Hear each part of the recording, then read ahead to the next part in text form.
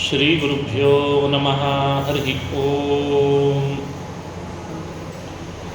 ಶುದ್ಧಾನಂದೋರು ಸಂವಿದ್ಯುತಿಬಲಬಹುಲೌದಾರ್ಯ ವೀರ್ಯಾದಿದೇಹಂ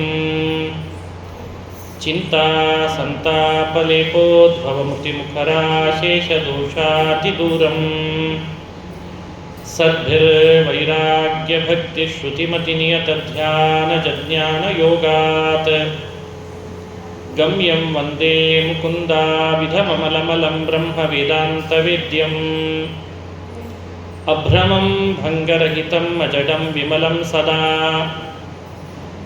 ಆನಂದತೀರ್ಥಮತುಡಂ ಭಜೆ ತಾಪತ್ರಯಾಪಹಂ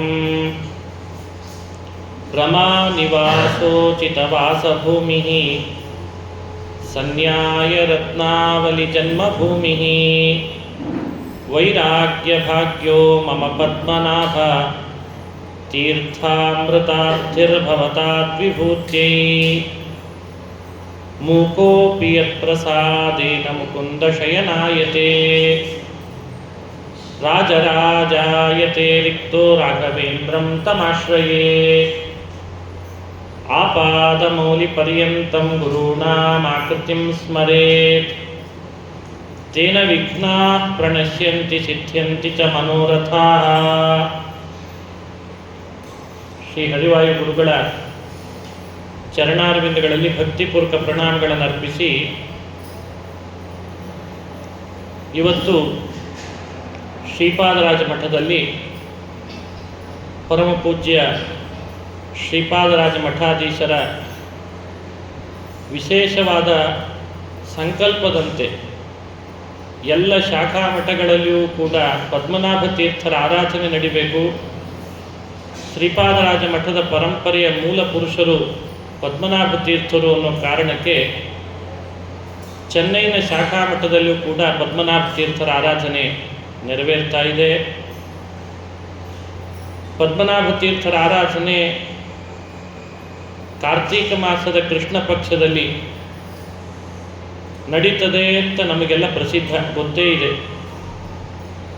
ಆಗೊಂದು ಅನಿವಾರ್ಯತೆ ಬಂದದ್ದಕ್ಕೆ ಆ ಆರಾಧನೆ ಈ ದಿನಾಂಕದಲ್ಲಿ ನೆರವೇರಿಸಲಾಗ್ತಾ ಇದೆ. ಯಾಕೆ ಹೀಗಾಗ್ತದೆ ಅನ್ನಲಿಕ್ಕೆ ನನಗನ್ನಿಸ್ತು, ಬಹುಶಃ ಆಗಾಗಿದ್ದರೆ ನನಗೆ ಪ್ರವಚನಕ್ಕೆ ಅವಕಾಶ ಇರ್ತಿರಲಿಲ್ಲ. ಈಗಾದದ್ದಕ್ಕೆ ಪ್ರವಚನಕ್ಕೆ ನನಗೆ ಅವಕಾಶ ಮಾಡಬೇಕು ಅಂತ ಪದ್ಮನಾಭ ತೀರ್ಥರು ಹೀಗೆ ಮಾಡಿದ್ದಾರೆ ಅಂತ ಭಾವಿಸ್ತೇನೆ. ಅವರ ಬಗ್ಗೆ ಸ್ಮರಣೆ ಮಾಧ್ವ ಪರಂಪರೆಯಲ್ಲಿ ಬಂದವರು ಪ್ರತಿಯೊಬ್ಬರು ಅವಶ್ಯವಾಗಿ ಮಾಡಬೇಕಾದದ್ದೇ.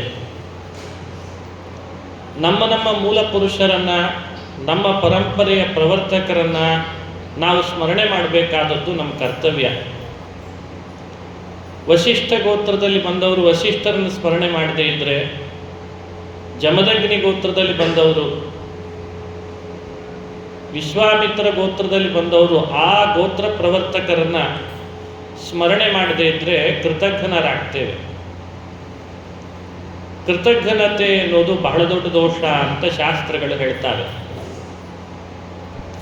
ಉಪನಿಷತ್ತಿನಲ್ಲಿ ಕ್ರತೋಸ್ಮರ ಕ್ರತಗುಂ ಸ್ಮರ ಕ್ರತೋಸ್ಮರ ಕ್ರತಗುಂ ಸ್ಮರ ಅಂತ ಹೇಳ್ತದೆ.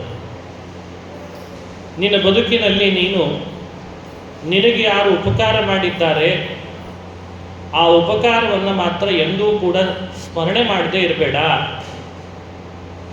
ಅಂದರೆ ಉಪನಿಷತ್ತಿಗೆ ಕಾಳಜಿ ಏನು ಅಂದರೆ ಯಾರೊಬ್ಬರು ಕೃತಜ್ಞರಾಗೋದು ಬೇಡ ಅಂತ ಅಭಿಪ್ರಾಯ. ಕೃತಜ್ಞರಾಗದಂತೆ ನಮ್ಮನ್ನು ನಾವು ನೋಡ್ಕೊಳ್ಬೇಕು. ಎಷ್ಟು ಸಲ ಧನ್ಯವಾದ ಹೇಳ್ತೇವೆ ಆಫೀಸ್ನಲ್ಲಿ. ಅವನು ಮಾಡಿದ್ದು ಭಾಳ ಚಿಕ್ಕದಿದ್ದರೂ ಕೂಡ ನಾವು ಧನ್ಯವಾದ ಮಾತ್ರ ಬಾರಿ ಹೇಳ್ತೀವಿ. Sir thanks sir, sir thanks sir. ಕೇಳೋನಿಗೆ ರೋಷ ಎದ್ದು ಹೋಗಿರ್ತದೆ. ಎಷ್ಟು ಸಲ ಹೇಳ್ತೀವೋ ಮಾರಾಯ, ಸಾಕು ಮಾಡು. ಅದು ಸಣ್ಣ ಕೆಲಸಕ್ಕೆ ನಾವು ಮಾಡೋದು. ಇನ್ನು ನಮ್ಮ ಪ್ರವರ್ತಕರಾದ ನಮ್ಮ ಸಿದ್ಧಾಂತವನ್ನೇ ಜಗತ್ತಿಗೆ ಬೆಳಗಿಸಿಕೊಟ್ಟಂಥ ಮಹಾನುಭಾವರು ಪದ್ಮನಾಭ ತೀರ್ಥರು. ಅವರ ಬಗ್ಗೆ ಸ್ಮರಣೆ ಮಾಡದೆ, ಅವರಿಗೆ ಧನ್ಯವಾದಗಳನ್ನು ಅರ್ಪಿಸದೆ, ಅವರ ಮಹಿಮೆಗಳನ್ನು ಅರಿಯದೇ ಇದ್ದರೆ ನಾವು ಕೃತಜ್ಞರಾಗ್ತೇವೆ ಅಂತ ನಾವು ಅದನ್ನು ಮಾಡಬೇಕು. ಸಿದ್ಧಾಂತ ಮನುಷ್ಯನಿಗೆ ಅವಶ್ಯಕನಾ ಅಂತ ಒಂದು ಪ್ರಶ್ನೆ. ಈ ವೇದಾಂತ, ಈ ಸಿದ್ಧಾಂತ ಇವತ್ತು ನಾವು ಹೋಗ್ತಾ ಇರುವಂತಹ ಲೈಫ್ ಸ್ಟೈಲ್ನಲ್ಲಿ ಇದರಿಂದ ನಮಗೆ ಯಾವುದಾದ್ರೂ ಒಂದು ಭಾಗದಲ್ಲಿ ಇದರದ್ದು ಅವಶ್ಯಕತೆ ಇದೆನಾ ಅಂತ ಭಾಳ ಜನ ಇದನ್ನು ಇವತ್ತು ಚರ್ಚೆ ಮಾಡ್ತಾನೇ ಇದ್ದಾರೆ. ಇದು ಏನು ರೆಲಿವೆಂಟು? ಇರ್ರೆಲಿವೆಂಟ್ ಆದ ವಿಷಯಗಳನ್ನೆಲ್ಲ ಇಟ್ಟುಕೊಂಡು ಅದು ಯಾರೋ ಹಿಂದೆ ಮಾಡಿದವ್ರದ್ದು ವಿಷಯಗಳನ್ನು ಅವ್ರ ಬಗ್ಗೆ ಸ್ಮರಣೆ ಮಾಡಿ ನಮ್ಮದೆಲ್ಲ ಸಮಯ ವ್ಯರ್ಥ ಮಾಡ್ತೀರಿ ಅಂತ ಭಾಳ ಜನರ ಆಕ್ಷೇಪ ಇದೆ. ಇದ್ರ ಬಗ್ಗೆ ಸರಿಯಾದ ಚರ್ಚೆ ನಾವು ಮಾಡಬೇಕು. ಇವತ್ತು ಮನೆಗಳಲ್ಲಿ ಜನ್ರೇಷನ್ ಗ್ಯಾಪ್ ಬೀಳ್ತಾ ಇದೆ. ಇವತ್ತು ಶಿಕ್ಷಣ ಪಡ್ಕೊಂಡು ವ್ಯಕ್ತಿಗಳೆಲ್ಲ ಇದನ್ನು ಹೇಟ್ ಮಾಡುವಂತೆ ಮಾಡ್ತಾ ಇದೆ. ಅವ್ರಿಗೆ ಹಿಡಿಸ್ತಾ ಇಲ್ಲ ಈ ವಿಷಯಗಳು. ಇದ್ರ ಬಗ್ಗೆ ಒಂದು ಎಚ್ಚರ ವಹಿಸಬೇಕು ನಾವು. ಈ ಅರ್ಥದಲ್ಲಿ ಪದ್ಮನಾಭ ತೀರ್ಥರ ಆರಾಧನೆ ಸಾರ್ಥಕನೂ ಆಗ್ತದೆ. ಕೆಲವು ವಿಷಯಗಳನ್ನು ಹಂಚಿಕೊಳ್ತೇನೆ ನಿಮ್ಮ ಮನಸ್ಸಿನಲ್ಲಿ. ಅದು ಇವತ್ತಿನ ಈ ರೆಲೆವೆನ್ಸಿಯ ವಿಷಯಕ್ಕೆ ನಾವು ಏನು ಅದಕ್ಕೆ ಸರಿಯಾದ ಮಾರ್ಗದರ್ಶನ ಆಗಬಹುದು ಅಂತ ನಾವು ಯೋಚನೆ ಮಾಡಬೇಕು. ಆನಂದ ತೀರ್ಥ ಭಗವತ್ಪಾದರು ಜಗದ್ಗುರುಗಳು, ಅವರು ವಿಶ್ವಗುರುಗಳು. ಭಾರತವನ್ನು ವಿಶ್ವಗುರು ಅಂತ ಈಗ ಬಹಳ ಪ್ರಸಿದ್ಧಿಗೆ ತರ್ತಾ ಇದ್ದಾರೆ. 13-12ನೇ ಶತಮಾನದಲ್ಲಿ ನಾರಾಯಣ ಪಂಡಿತರು ಈ ಪದವನ್ನು ಮಧ್ವಾಚಾರ್ಯರಿಗೆ ಆಡಿದ್ದಾರೆ. ಗರೀಯಸೀಂ ವಿಶ್ವಗುರೋರ್ವಿಶುದ್ಧ ವಕ್ಷ್ಯಾಮಿ ವಾಯೋರವತಾರ ಲೀಲಾ. ಗರೀಯಸೀಂ ವಿಶ್ವಗುರೋರ್ವಿಶುದ್ಧ ಅಂತ ಮಧ್ವವಿಜಯದ ಪ್ರಾರಂಭದಲ್ಲೇ ಹೇಳುವಂಥ ಮಾತು. ನಾನು ಮಧ್ವಾಚಾರ್ಯ ಚರಿತ್ರೆಯನ್ನು ಹೇಳ್ತೇನೆ ಎನ್ನುವಾಗ ಅವರು ವಿಶ್ವಗುರುಗಳಾದ ಭಗವತ್ಪಾದರ ಚರಿತ್ರೆಯನ್ನು ನಾನು ನಿಮಗೆ ಹೇಳ್ತೇನೆ. ಹಾಗಾದರೆ ವಿಶ್ವಗುರು ಅನ್ನೋ ಶಬ್ದ ಪೂರ್ವದಲ್ಲಿ ಭಗವತ್ಪಾದರಿಗೆ ನಾರಾಯಣ ಪಂಡಿತರು ಆಡಿದ್ದಾರೆ, ದಾಖಲು ಮಾಡಿದ್ದಾರೆ. ಇದರ ಬಗ್ಗೆ ನಾವು ಗಮನ ಹರಿಸಬೇಕು. ನಾರಾಯಣ ಪಂಡಿತರ ತಂದೆ ತ್ರಿವಿಕ್ರಮ ಪಂಡಿತಾಚಾರ್ಯರು, ಅವರೇ ರಚನೆ ಮಾಡಿಕೊಟ್ಟ ವಾಯುಸ್ತುತಿಯನ್ನು ಈಗಾಗಲೇ ತಾವೆಲ್ಲ ಚೆನ್ನಾಗಿ ಪಾರಾಯಣ ಮಾಡಿದ್ದೀರಿ ಭಕ್ತಿಯಿಂದ. ತ್ರಿವಿಕ್ರಮ ಪಂಡಿತರು ಅಂದರೆ ಆನಂದ ತೀರ್ಥ ಭಗವತ್ಪಾದರನ್ನ ಕಣ್ಣಾರೆ ಕಂಡವರು. ಕಣ್ಣಾರೆ ಕಂಡವರ ಮಾತಿಗೆ ಮಹತ್ವ ಹೆಚ್ಚಿದೆ ಅನ್ನೋದು ನಮಗೆ ಗೊತ್ತು. ಅವರು ಬರೀ ನೋಡದೆ ಕಾಣದೆ ಅವ್ರ ತಂದೆಯ ತಂದೆಯವರು ಹೇಳಿದ ಮಾತನ್ನು ಕೇಳಿ ಅತಿಶಯೋಕ್ತಿಗಳಿಂದ ಮಧ್ವಾಚಾರ್ಯರ ಬಗ್ಗೆ ವಾಯುಸ್ತುತಿಯಲ್ಲಿ ಹೇಳಿದ್ದಲ್ಲ. ಸ್ವತಃ ತಾವು ಅನುಭವಿಸಿ ವಾಯುಸ್ತುತಿಯನ್ನು ರಚನೆ ಮಾಡಿ ಇವರು ವಿಶ್ವಗುರುಗಳು ಅಂತ ನಮಗೆ ಹೇಳಿಕೊಟ್ರು. ಹಾಗಾಗಿ ನಾವು ಅದನ್ನು ಆಧಾರ ಅಂತ ಭಾವಿಸಬೇಕು, ಐತಿಹಾಸಿಕ ಆಧಾರ. ಅಂಥ ವಾಯುಸ್ತುತಿಯಲ್ಲಿ ಮೊಟ್ಟ ಮೊದಲು ಆನಂದ ತೀರ್ಥ ಭಗವತ್ಪಾದರನ್ನು ತ್ರಿವಿಕ್ರಮ ಪಂಡಿತರು ಕರೆದದ್ದು ಯಾವ ಶಬ್ದದಿಂದ ಅಂದರೆ ತ್ರೈಲೋಕ್ಯಾಚಾರ್ಯ ಅಂತ ಕರೆದ್ರವರು. ಮಗ ನಾರಾಯಣ ಪಂಡಿತರು ವಿಶ್ವಗುರು ಅಂತ ಕರೆದ್ರೆ ತ್ರಿವಿಕ್ರಮ ಪಂಡಿತರು ತ್ರೈಲೋಕ್ಯಾಚಾರ್ಯ ಅಂತ ಕರೆದಿದ್ದಾರೆ. ತ್ರೈಲೋಕ್ಯಾಚಾರ್ಯ ಪಾದೋಜ್ವಲ ಜಲ ಜಲ ಸತ್ಪಾಂಸವೋಸ್ಮಾನ್ ಪುನಂತೂ ಶ್ರೀಮದ್ವಿಷ್ಣುಂಘ್ರಿನಿಷ್ಠಾತಿ ಗುಣಗುರುತಮ ಶ್ರೀಮದಾನಂದ ತೀರ್ಥ ತ್ರೈಲೋಕ್ಯಾಚಾರ್ಯ ಪಾದೋಜ್ವಲ ಜಲ ಜಲ ಸತ್ಪಾಂಸವೋಸ್ಮಾನ್ ಪುನಂತೂ. ತ್ರೈಲೋಕ್ಯಾಚಾರ್ಯ ಅನ್ನೋ ಶಬ್ದವನ್ನು ಮೊಟ್ಟ ಮೊದಲು ತ್ರಿವಿಕ್ರಮ ಪಂಡಿತರು ಅವರ ಮುಂದೆ ನಿಂತು ಅವರನ್ನು ಸ್ತೋತ್ರ ಮಾಡುವಾಗ ಆ ಮಾತನ್ನು ಆಡಿದ್ದಾರೆ. ವಿಶ್ವಗುರುಗಳು, ತ್ರಿಲೋಕ ಗುರುಗಳು ಆದ ಜಗದ್ಗುರುಗಳಾದ ಆನಂದ ತೀರ್ಥ ಭಗವತ್ಪಾದರನ್ನು ಸಿದ್ಧಾಂತ ಪ್ರವರ್ತಕರು, ಅವರೇ ನಮ್ಮೆಲ್ಲರ ಮೂಲ ಗುರುಗಳು ಅಂತ ನಾವು ಆರಾಧನೆ ಮಾಡಿಕೊಂಡು ಬರ್ತಾ ಇದ್ದೇವೆ. ಈ ವಿಷಯದ ಬಗ್ಗೆ ಇವತ್ತಿನ ಜನ್ರೇಷನ್ನಿಗೆ ಹಿಂದಿನವರು ಹೇಳಿದ್ದಾರೆ ಒಪ್ಪುಗೋ ಅಂತ ಇಷ್ಟೇ ಹೇಳಿದೇನೆ ಅವರ ಮಟ್ಟಕ್ಕೆ ಇಳಿದು ಅವರು ಯಾವುದನ್ನು ಯಾವ ವಿಷಯದಲ್ಲಿ ಆಧಾರ ಅಂತ ಒಪ್ತಾ ಇದ್ದಾರೋ ಅಂಥ ಆಧಾರವೂ ಭಗವತ್ಪಾದರ ಬಗ್ಗೆ ಇದೆ ಅಂತ ತೋರಿಸಿದಾಗ ಅವರು ಒಪ್ಪೇ ಹೋಗ್ತಾರೆ. ಈ ಕೆಲಸಗಳನ್ನು ನಾವು ಮಾಡಿ ನಮ್ಮ ಮುಂದಿನ ಪೀಳಿಗೆಯ ಯುವ ಜನತೆಗೆ ಹಿರಿಯರು ಹೇಳಿದ್ದಾರೆ ಒಪ್ಪಗೋ, ಪ್ರಶ್ನೆ ಕೇಳಬೇಡ ಅಂತ ಅನ್ನೋದಕ್ಕಿಂತಲೂ ಹೆಚ್ಚಾಗಿ ನೀನು ಮಾಡಬೇಕಾದ ಶ್ರದ್ಧೆ ಹಿಂದೆ ಹೀಗೊಂದು ಆಧಾರ ಇದೆ ನೋಡು. ವಾಯುಸ್ತುತಿಯಲ್ಲಿ ಹೇಳಿದೆ, ಮಧ್ವ ವಿಜಯದಲ್ಲಿ ಹೇಳಿದೆ. ವಾಯುಸ್ತುತಿ ಮಧ್ವ ವಿಜಯಗಳು ಕಪೋಲ ಕಲ್ಪಿತಗಳಲ್ಲ. ಅದಕ್ಕೆ ತಕ್ಕಂತೆ ನಿನಗೆ ಆಧಾರಗಳನ್ನು ಒದಗಿಸಿಕೊಡ್ತಿದ್ದೇವೆ. ಇಷ್ಟು ಆಧಾರ ಇದ್ರೂ ನಂಬಲ್ಲ ಅಂದರೆ ಅದು ಅವನ ಸ್ವಭಾವ ಅಂತ ಆಮೇಲೆ ಬಿಟ್ಟರೆ ಇಟ್ಬೇಕಂದ್ರೆ ಆಧಾರ ಕೊಡ್ಲಿಕ್ಕೆ ಅವಕಾಶ ಇದೆ. ಒಂದು ಪ್ರಮೇಯ ಪ್ರಮಾಣದ ತಳಹದಿಯಲ್ಲಿ ಯಾವಾಗಲೂ ಸಿದ್ಧ ಆಗ್ತದೆ ಎನ್ನುವುದು ಎಲ್ಲ ದಾರ್ಶನಿಕರು ಒಪ್ಪಿರುವ ಸಂದೇಶ, ಒಂದು ವಿಷಯ.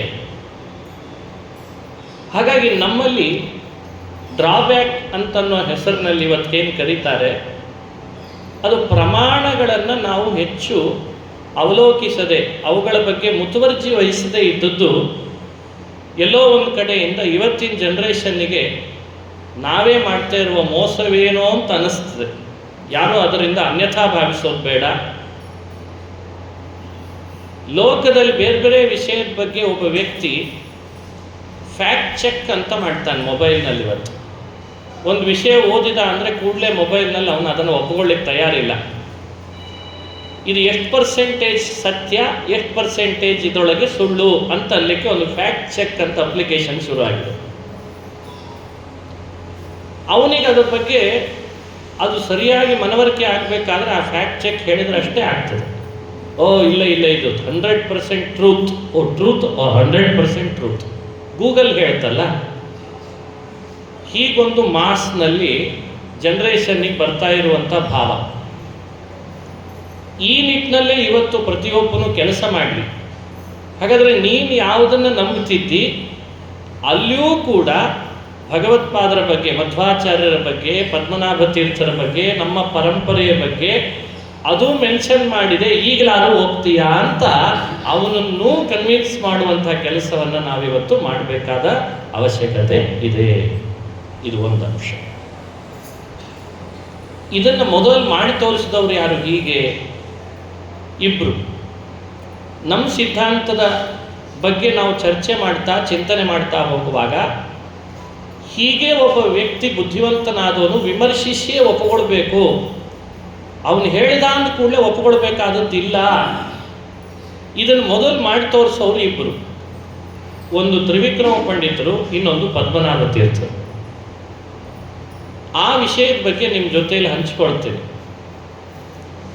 ಆನಂದ ತೀರ್ಥ ಭಗವತ್ಪಾದರು ಒಂದು ಸಿದ್ಧಾಂತ ರಚನೆ ಮಾಡಿದರು. ಬ್ರಹ್ಮಸೂತ್ರಕ್ಕೆ ಭಾಷ್ಯ, ಮಹಾಭಾರತ ತಾತ್ಪರ್ಯ ನಿರ್ಣಯ, ಇನ್ನಿತರ ಪ್ರಕರಣ ಗ್ರಂಥಗಳು, ಉಪನಿಷತ್ತಿಗೆ ತಮ್ಮದೇ ಆದ ಅತ್ಯದ್ಭುತವಾದ ಭಾಷ್ಯ, ಹೀಗೆ ಸೂತ್ರ ಪ್ರಸ್ಥಾನ, ಗೀತಾ ಪ್ರಸ್ಥಾನ, ಉಪನಿಷತ್ ಪ್ರಸ್ಥಾನಗಳ ಮೇಲೆ ಅವರು ಗ್ರಂಥ ರಚನೆ ಮಾಡ್ತಿದ್ರು. ಇದನ್ನು ಎಸ್ಟಾಬ್ಲಿಷ್ ಮಾಡೋದು ಹೇಗೆ ಅಂತ. ಒಬ್ಬ ವ್ಯಕ್ತಿ ಇವತ್ತು ಗ್ರಂಥ ರಚಿಸ್ತಾನೆ, ರಚಿಸಿದ್ದು ಎಲ್ರಿಗೆ ತಲುಪಬೇಕಲ್ಲ, ತಲುಪೋದು ಹೇಗೆ? ಇವತ್ತಿನ ಕಾಲದಲ್ಲಿ ಸೋಷಿಯಲ್ ಮೀಡಿಯಾದ ವ್ಯವಸ್ಥೆ ಬಹಳ ಜಾಗೃತ ಆಗಿದೆ ಅಂಥೇಳಿ ಅವತ್ತಿನ ಕಾಲದವ್ರು ದಡ್ರು ಅಂತ ಅನ್ನೋದು ವಾದವನ್ನು ನಾನು ಒಪ್ಪಲ್ಲ. ಅಲ್ಲ, ನೀವು ಹೇಳ್ಬೋದೇನೋ ನನಗೆ ಗೊತ್ತಿಲ್ಲ. ಅವತ್ತು ಆ ಮಟ್ಟಿಗೆ ಇದ್ದ ಸೋಷಿಯಲ್ ಮೀಡಿಯಾ ಅಂತ ಒಂದಿತ್ತು. ಆ ಪ್ರಸಂಗಗಳಲ್ಲಿ ಒಬ್ಬ ವ್ಯಕ್ತಿ ತನ್ನ ವಿಷಯವನ್ನು, ತಾನು ಕಂಡುಕೊಂಡ ಸತ್ಯವನ್ನು ಜಗತ್ತಿಗೆ ತಲುಪಿಸ್ಲಿಕ್ಕೆ ಅವತ್ತಿನ ಕಾಲಕ್ಕೆ ಬೇಕಾಗೋ ಒಂದು ಸೋಷಿಯಲ್ ಮೀಡಿಯಾ ಮಾಧ್ಯಮ ಇತ್ತು. ಅದು ಒಬ್ಬೊಬ್ಬ ಕೀ ಪರ್ಸನ್ಸ್ ಅದಕ್ಕೋಸ್ಕರ ಅಂತ ಕೆಲಸ ಮಾಡೋರು ಇರ್ತಿದ್ರು. ಇಲ್ಲೇನಾಗಿದೆ, ದಾರ್ಶನಿಕ ಪ್ರಪಂಚ. ಭಗವತ್ಪಾದರು ಒಂದು ಸತ್ಯ ಕಂಡುಕೊಂಡು ಅದನ್ನು ಆವಿಷ್ಕರಿಸಿ ಜಗತ್ತಿಗೆ ಮುಟ್ಟಿಸ್ಬೇಕು ಅಂತ ತವಕದಲ್ಲಿದ್ದಾರೆ. ಯಾವ ಪರ್ಸನ್ನನ್ನು ನಾನು ಅಪ್ರೋಚ್ ಆದರೆ ಆ ಪರ್ಸನ್ನು ನನ್ನ ವಾದವನ್ನು ಲೋಕಕ್ಕೆ ಮುಟ್ಟಿಸಬಲ್ಲ ಅಂತ ಹುಡುಕ್ತಾ ಇದ್ದಾರೆ. ಇದು ನೋಡಿ, ಯಾಕಂದರೆ ಏನೂ ಗೊತ್ತಿಲ್ಲದವನಿಗೆ ದರ್ಶನಗಳ ಬಗ್ಗೆ ವಿಷಯ ಹೇಳಿದರೆ ಏನೂ ಗೊತ್ತಿಲ್ಲ, ಅವನನ್ನು ತಳಹದಿಯಿಂದ ಕರ್ಕೊಂಡು ಬರಬೇಕಾಗ್ತದೆ. ಅಷ್ಟು ಸಮಯ ಇಲ್ಲ. ಎಲ್ಲ ಗೊತ್ತಿದ್ದವನು ಅಂತ ಇಟ್ಕೊಂಡ್ರೆ ಅವನು ಇವ್ರ ಹತ್ರನೇ ಬರಲ್ಲ. ನಿಂದೇನಂತೆ ತವ ಅಂತಾನೆ, ನಿಂದೇನಂತೆ ತಿವ ಅಂತಾನೆ, ಇಬ್ಬರದು ಚಪ್ಪಾಳೆನೇ ಆಗಲ್ಲ.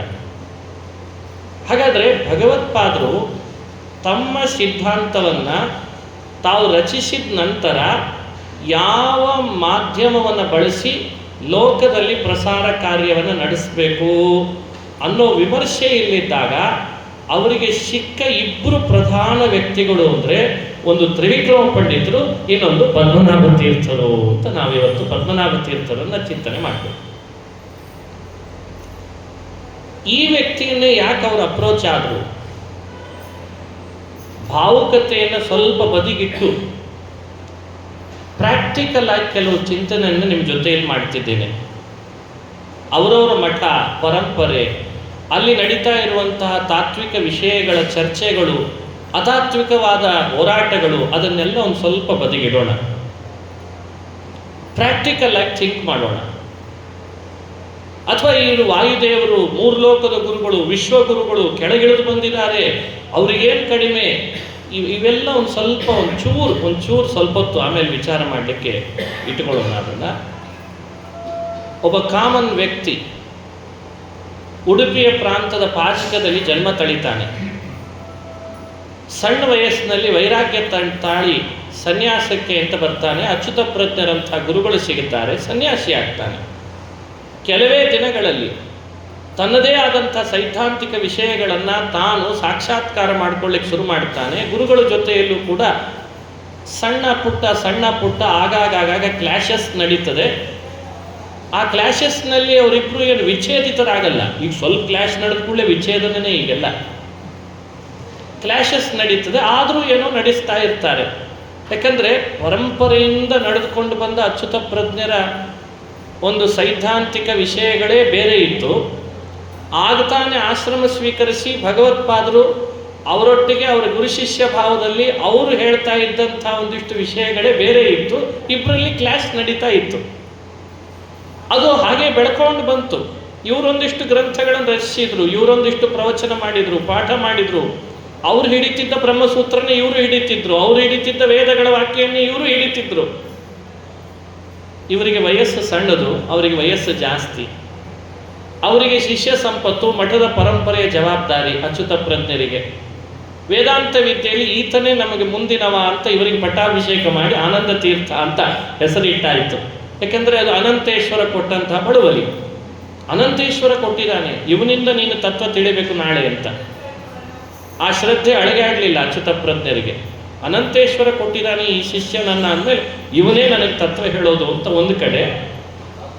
ಆದರೆ ಆತ ಹೇಳ್ತಿದ್ದ ತತ್ವಗಳು ಕೂಡಲೇ ಕನ್ವಿನ್ಸ್ ಆಗ್ತಾ ಇಲ್ಲ, ಕ್ಲಾಶಸ್ ಬರಲಿಕ್ಕೆ ಶುರುವಾಗಿದೆ. ಈ ಥರದ್ದೊಂದು ಕಾಲಘಟ್ಟದಲ್ಲಿ ತಮ್ಮ ತತ್ವವಾದದ ವಿಷಯಗಳನ್ನು ಲೋಕಕ್ಕೆಲ್ಲ ಎಸ್ಟಾಬ್ಲಿಷ್ ಮಾಡಬೇಕಾದಾಗ ಸಾಧಾರಣ ಒಬ್ಬ ವ್ಯಕ್ತಿಯನ್ನೇನಾದರೂ ಕನ್ಸಲ್ಟ್ ಮಾಡಿದರೆ ತಮ್ಮ ತತ್ವವಾದ ಪ್ರಚಾರಕ್ಕೆ ಬರ್ತಿತ್ತಾ? ಯೋಚನೆ ಮಾಡಿ. ಅನ್ಎಜುಕೇಟೆಡ್ ಒಬ್ಬ ವ್ಯಕ್ತಿಯನ್ನು ಕರ್ಕೊಂಡು ಬಂದು ನಾನು ನಿನಗೆಲ್ಲ ತತ್ವವಾದ ಹೇಳ್ತೇನೆ ಬಾ, ಭಗವಂತ ನಿರ್ಗುಣ ಅಲ್ಲ, ಸಾಕಾರ, ಅವನು ಸಗುಣ, ಈ ವಿಷಯ ಹೇಳಿದರೆ ಅವನಿಂದ ಪ್ರಚಾರಕ್ಕೆ ಬರ್ಲಿಕ್ಕೆ ಸಾಧ್ಯ ಇತ್ತ? ಆಗಲ್ಲ. ಒಂದು ರಾಜ್ಯವನ್ನು ಇನ್ನೊಬ್ಬ ರಾಜ ಮತ್ತೊಬ್ಬ ರಾಜನಿಂದ ಒಂದು ರಾಜ್ಯದ ಅಧಿಕಾರ ಸ್ವೀಕರಿಸಬೇಕಾದ್ರೆ ಅದಕ್ಕೆ ಎಷ್ಟು ಪ್ಲ್ಯಾನ್ ಮಾಡಬೇಕಾಗ್ತದೆ. ಒಂದು ಎಲೆಕ್ಷನಿನ ಹಣೆ ಬಾರನೆ ನೋಡಿದರೆ ಇಲ್ಲ ಹೆಂಗಿರ್ತದೆ ಅಂತ. ಒಂದು ಎಲೆಕ್ಷನ್ ಆಗಿ ಒಬ್ಬ ಪ್ರಧಾನಮಂತ್ರಿ ಒಬ್ಬ ಮುಖ್ಯಮಂತ್ರಿನ ಆರಿಸ್ಬೇಕಾದ್ರೆ ಏನೆಲ್ಲ ನಡೀತಾ ಇದೆ ವ್ಯವಸ್ಥೆ ಒಳಗೆ, ನೀವು ಅದನ್ನು 12-13ನೇ ಶತಮಾನದೊಳಗೆ ಭಗವತ್ಪಾದರು, ಆನಂದ ತೀರ್ಥ ಭಗವತ್ಪಾದರು ತಮ್ಮದೇ ಆದಂಥ ಒಂದು ಹೊಸ ಅತ್ಯದ್ಭುತವಾದ ಸಿದ್ಧಾಂತವನ್ನು ಜಗತ್ತಿಗೆ ಎಸ್ಟಾಬ್ಲಿಷ್ ಮಾಡಬೇಕಾದ್ರೆ ಅವರು ಯಾವ ವ್ಯಕ್ತಿಯನ್ನು ನೋಡಬೇಕು, ಎಂಥ ವ್ಯಕ್ತಿಯನ್ನು ನೋಡಬೇಕು? ಅದಕ್ಕೆ ಹೇಳ್ತಾರೆ ನಾರಾಯಣ ಪಂಡಿತರು, ಯಸ್ತು ತಾರ್ಕಿಕ ಶಿಖಾಮಣಿ ಸುಧೀ ವರ್ತಮಾನ ಸಮಯಾನ್ ನಿರಾಕರೋತ್ ವೇದ ಭಾರತ ಪುರಾಣ ನಿಷ್ಠಿತೋ ಭಾಷ್ಯಮೇತದ ಶೃಣೋತ್ ಸಮಧ್ವತಃ ಇದು ನಾರಾಯಣ ಪಂಡಿತರು ಕೊಟ್ಟ ಮಾಹಿತಿ.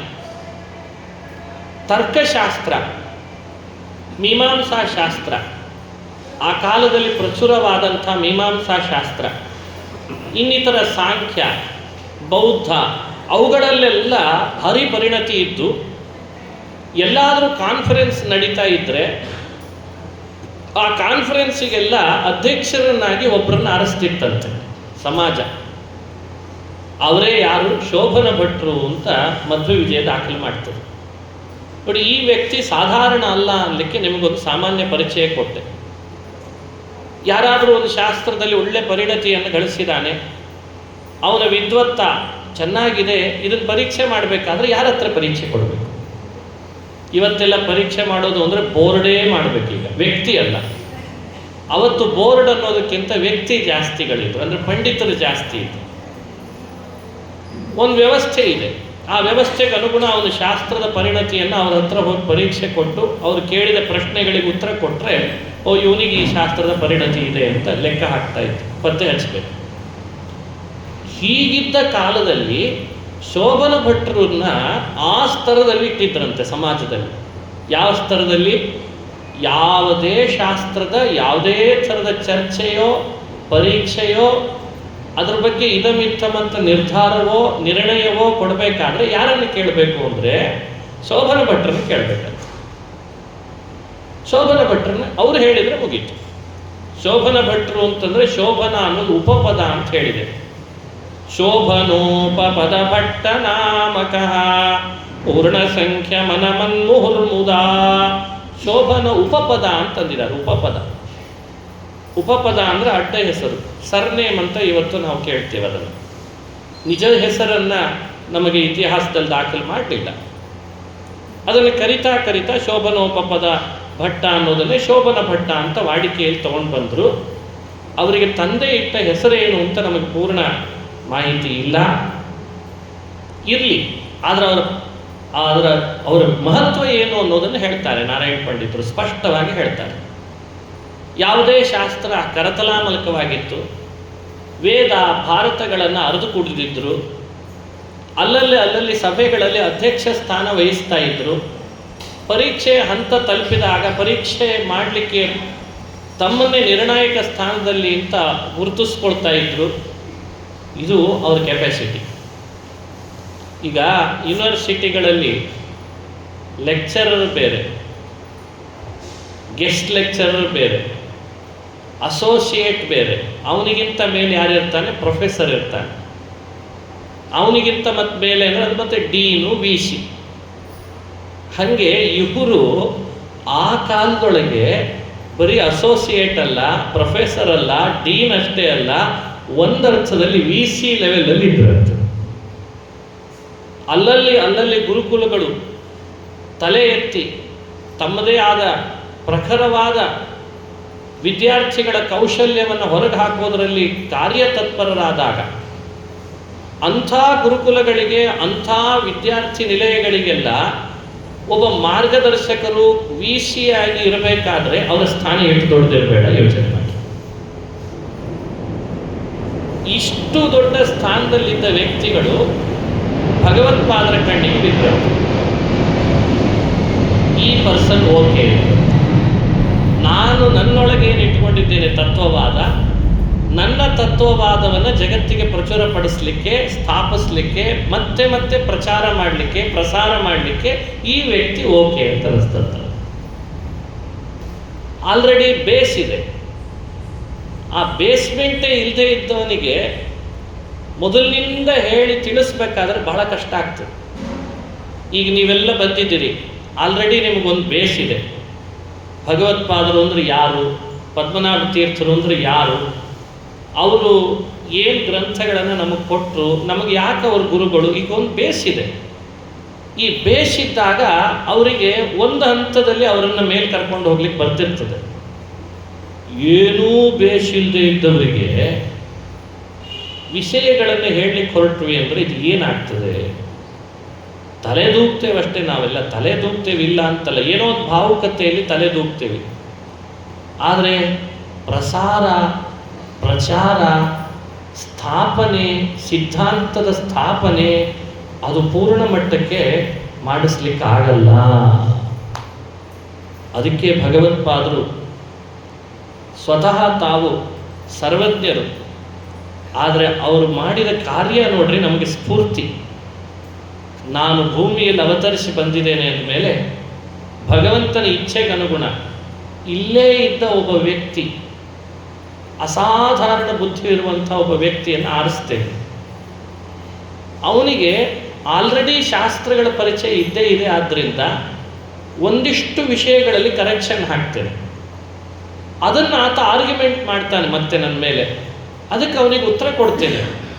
ಸರಳವಾಗಿ ಅವನ ಮನಸ್ಸಿನೊಳಗೆ ನನ್ನ ವಿಷಯ ಒಪ್ಪಿಗೆ ಆದರೆ ಅವನೇ ನನ್ನ ಶಿಷ್ಯ ಆಗ್ತಾನೆ ಅಂತ ವ್ಯವಸ್ಥೆ ಮಾಡಿದ್ದಾನೆ. ಇದು ಪದ್ಮನಾಭ ತೀರ್ಥರು ಅಂದರೆ ನಿಮಗೆ ಯಾಕೆ ಇಷ್ಟು ಮಾಹಿತಿ ಕೊಡ್ತಿದ್ದೇನೆ ಅಂದರೆ, ಪ್ರತಿ ಹಂತದಲ್ಲಿಯೂ ಮಧ್ವಾಚಾರ್ಯರು ಪದ್ಮನಾಭ ತೀರ್ಥರನ್ನು ಸ್ವೀಕರಿಸಿದ ಪರಿಯನ್ನು ನೋಡಿರಿ, ಅವರ ಸಿದ್ಧಾಂತ ಅವರ ಕಡೆ ಕೊಟ್ಟು ನೀವು ಮುಂದುವರಿಸ್ರಿ ಅಂತ ಹೇಳಿದ ಪರಿಯನ್ನು ನೋಡ್ರಿ. ಇವತ್ತೂ ಕೂಡ ನಾವು ಯಾವ ಜನ್ರೇಷನ್ ಗ್ಯಾಪ್ ಅನುಭವಿಸ್ತಿದ್ದೇವಲ್ಲ, ಅವರ ಜೊತೆಗೂ ಮೊದಲು ನಾವು ಸಿದ್ಧಾಂತವನ್ನು ಗಟ್ಟಿಯಾಗಿ ತಿಳಿದುಕೊಂಡು ತಿಳಿಸಬೇಕಾದ ವ್ಯಕ್ತಿಗಳು ನಮ್ಮ ಮುಂದೆ ಯಾರೆಲ್ಲ ಇದ್ದಾರೆ ಅವರಿಗೂ ಆ ಮೆಥಡ್ನಲ್ಲೇ ಹೋಗಿ ನಾವು ಅವರನ್ನು ತಿಳಿಸೋ ಪ್ರಯತ್ನ ಮಾಡಬೇಕಾಗ್ತದೆ. ಇದು ಅನಿವಾರ್ಯ. ತರ್ಕ ಗೊತ್ತಿದೆ ಪದ್ಮನಾಭ ತೀರ್ಥರಿಗೆ, ಭಗವತ್ಪಾದರಿಗೆ ತರ್ಕ ಏನಾದರೂ ಗೊತ್ತಿಲ್ಲದೆ ಇದ್ದಿದ್ರೆ ಅವ್ರಿಗೆ ಯಾವ ಭಾಷೆಯಲ್ಲಿ ತಮ್ಮ ಸಿದ್ಧಾಂತ ತಿಳಿಸ್ಬೇಕು. ಮೀಮಾಂಸಾ ಗೊತ್ತಿದೆ, ಭಗವತ್ಪಾದರಿಗೆ ಮೀಮಾಂಸಾ ಗೊತ್ತಿಲ್ಲದೆ ಹೋದರೆ ಅವ್ರಿಗೆ ಯಾವ ಭಾಷೆಯಲ್ಲಿ ತಿಳಿಸ್ಬೇಕು.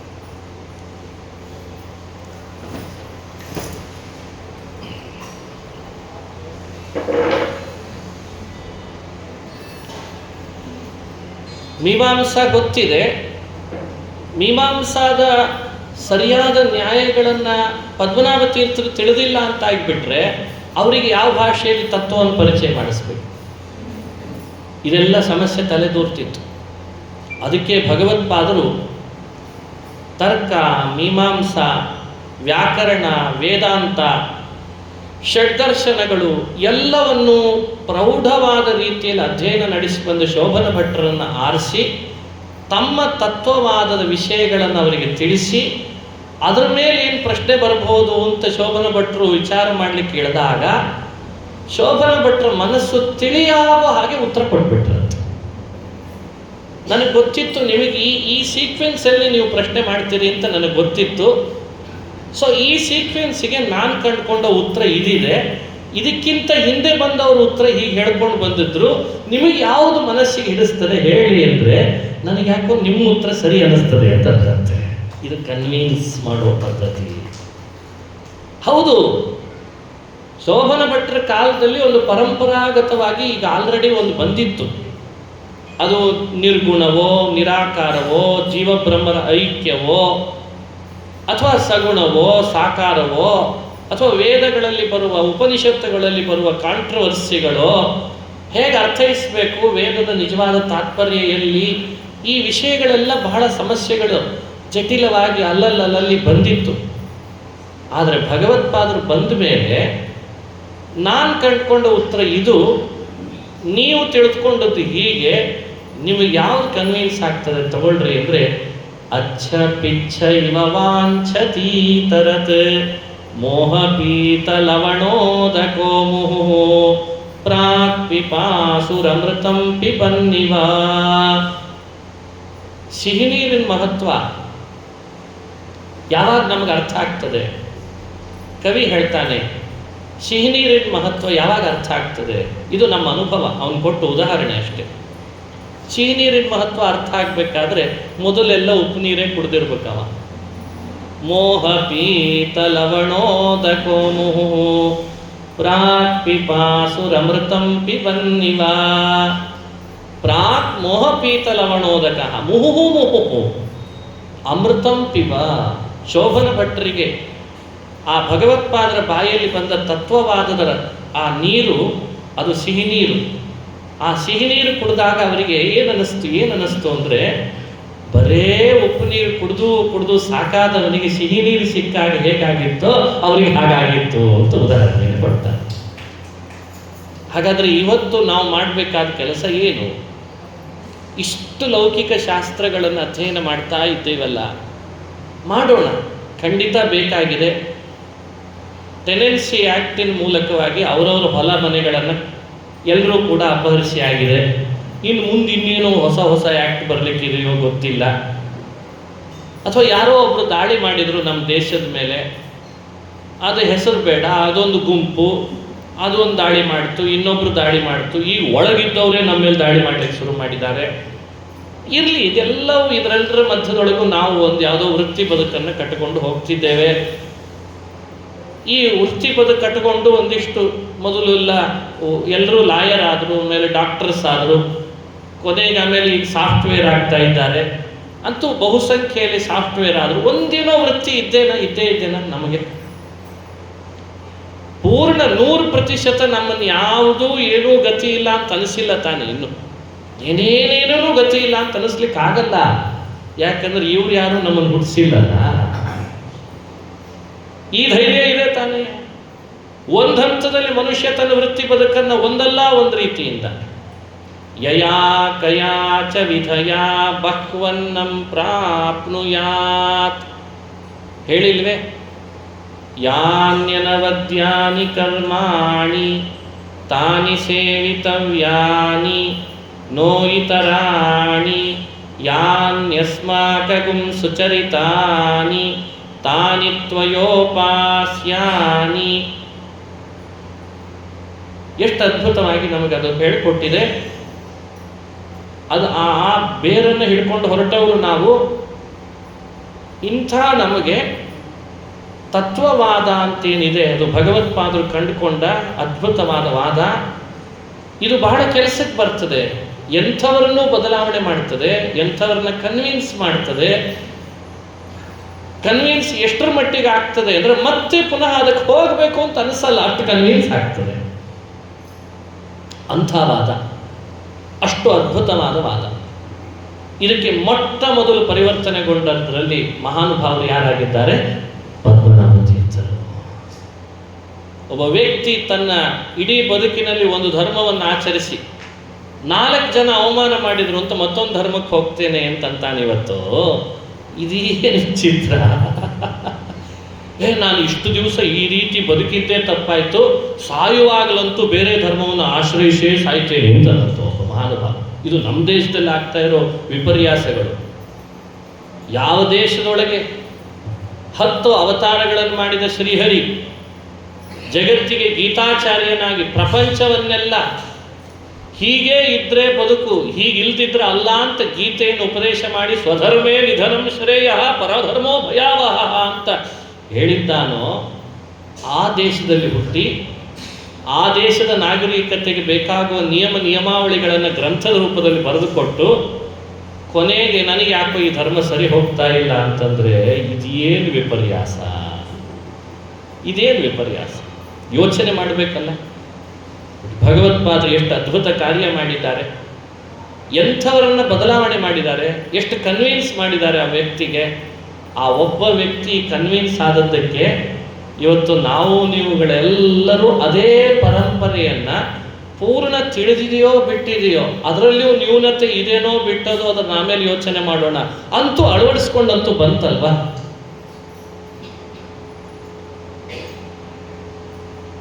ಅದು ನಾವು ಮಾಡಬೇಕಾದ ಕೆಲಸಗಳು. ಇವತ್ತು ಅಲ್ಲೊಬ್ಬ ಇದ್ದಾನೆ, ಅವ ನಮ್ಮವನು, ಆದರೆ ನಮ್ಮ ದಾರಿಯನ್ನು ಬಿಟ್ಟು ಹೋಗ್ತಾ ಇದ್ದಾನೆ.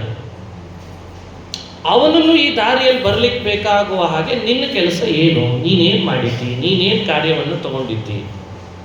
ಅಲ್ಲೊಬ್ಳಿದ್ದಾಳೆ, ಅವಳು ನಮ್ಮವಳೇ, ಆದರೆ ಅವಳು ನಮ್ಮತನವನ್ನು ಬಿಟ್ಟು ಬೇರೆದಕ್ಕೆ ಯಾಕೋ ಮಾಸ್ ಹೋಗ್ತಾ ಇದ್ದಾಳಲ್ಲ. ಹಾಗಾದರೆ ಇಲ್ಲಿ ಏನು ಸಮಸ್ಯೆ ಕಂಡಿದೆ, ಅಲ್ಲೇನು ಅಂಥ ಆಕರ್ಷಣೆ ಕಂಡಿದೆ, ಇದನ್ನು ಯೋಚನೆ ಮಾಡಿದ್ವಿ ನಾವು. ಅವಳು ನಮ್ಮನೆ ಬಿಟ್ಟು ಹೋಗ್ತಾ ಇದ್ದಾಳೆ, ಇವನು ನಮ್ಮನೆ ಬಿಟ್ಟು ಹೋಗ್ತಾ ಇದ್ದಾನೆ. ಯಾಕೆ? ಏನು ಸಮಸ್ಯೆ? ಇಲ್ಲೇನು ಅಂಥ ಕುರೂಪ ಇದೆ, ಅಲ್ಲೇನು ಅಂಥ ಆಕರ್ಷಣೆ ಇದೆ?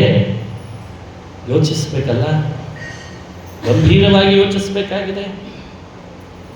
ನೋಡಿ, ಭಗವತ್ಪಾದರು ತಮ್ಮ ಸಿದ್ಧಾಂತವನ್ನು ಜಗತ್ತಿಗೆ ಕೊಡುವಾಗ ಅಪ್ಪಿ ತಪ್ಪಿಯು ಇದು ಕೇವಲ ಜಗತ್ತಿನ ಎಲ್ಲ ಸಿದ್ಧಾಂತಗಳ ಖಂಡನಕ್ಕಾಗಿಯೇ ಬರೆದ ಸಿದ್ಧಾಂತ ಅಂತ ಎಲ್ಲೆಲ್ಲೂ ಹೇಳಲಿಲ್ಲ. ಇದು ಮಿಸ್ಗೈಡ್ ಮಾಡಲಾಗ್ತಾ ಇದೆ.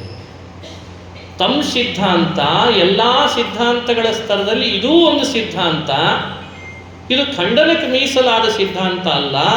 ಆ ದಾರ್ಶನಿಕರು ತಮ್ಮ ಕಾಲದಲ್ಲಿ ತಮ್ಮದೇ ಆದ ಸತ್ಯವನ್ನು ತಾವು ಕಂಡುಕೊಂಡಂತೆ ನಾವು ಒಂದು ಸತ್ಯ ಕಂಡುಕೊಂಡಿದ್ದೇವೆ. ಹಾಗಾಗಿ ಈ ಸತ್ಯ ಕಂಡುಕೊಂಡದ್ದನ್ನು ಸಾಧ್ಯವಾದರೆ ನೀವೆಲ್ಲರೂ ಕೂಡ ಒಪ್ಪಿಕೊಳ್ಬೋದು. ಇಲ್ಲಿ ದಬ್ಬಾಳಿಕೆ ಇಲ್ಲ, ಆಮಿಷಗಳಿಲ್ಲ. ನೀವು ಕನ್ವರ್ಟ್ ಆಗದೆ ಇದ್ರೆ ನಿಮ್ಮನ್ನು ನೋಡಿ ತಲೆ ತೆಗೆದು ಬಿಡ್ತೇನೆ, ಆಮಿಷ ಇಲ್ಲ, ಅಥವಾ ದಬ್ಬಾಳಿಕೆ ಇಲ್ಲ, ಅಥವಾ ನಿಮ್ಮನ್ನು ಈ ದೇಶದಿಂದ ಓಡಿಸಿಬಿಡ್ತೇನೆ, ಇದಿಷ್ಟು ನಮ್ಮದೇ ಪ್ರದೇಶ ಅಂತ ದೇಶದಿಂದ ಓಡಿಸೋ ಹೆದರಿಕೆ ಇಲ್ಲ, ಏನಿಲ್ಲಲ್ಲಪ್ಪ. ಇಲ್ಲಿ ಹೇಳಿದ್ದೇನು ಹಾಗಾದ್ರೆ ಈ ಸಿದ್ಧಾಂತದಲ್ಲಿ? ಎಲ್ಲ ಸಿಹಿ ನೀರೇ ಇದೆ, ಎಲ್ಲ ಸಿಹಿ ನೀರೇ ಇದೆ. ಲೌಕಿಕರು ಉಪ್ಪು ನೀರು ಕುಡಿದ ನಮ್ಮಂಥವರಿಗೆ ಮಧ್ವಾಚಾರ್ಯರ ತತ್ವವಾದ ಅನ್ನೋ ಸಿಹಿ ನೀರಿನ ಮಹತ್ವ ಅರ್ಥ ಆಗಲ್ಲ ಅಂದ್ರೆ ಏನರ್ಥ? ಮೋಹ ಪೀತ ಲವಣೋದಕೋ ಪ್ರಾಕ್ಪಿಪಾಸುರಮೃತಂ ಪಿಬನ್ನಿವ.